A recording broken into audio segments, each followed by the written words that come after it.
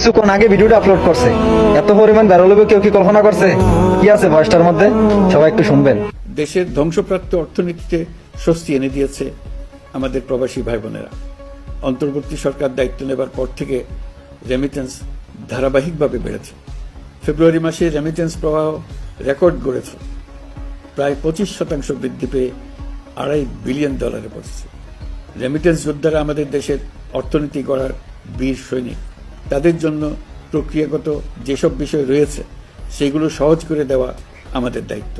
তারা যেন ভোগান্তির শিকার না হন, দূতাবাস যেন ঠিক মতো কাজ করে, এটি নিশ্চিত করার জন্য আমরা ব্যবস্থা নিয়েছি। আগামী নির্বাচনে যেন তাদের ভোটাধিকার দিতে পারি সেজন্য কাজ করছি। সম্প্রতি আমি সংযুক্ত আরব আমিরাতে গিয়েছিলাম।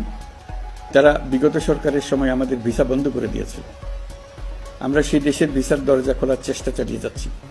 তারা আশ্বাস দিয়েছেন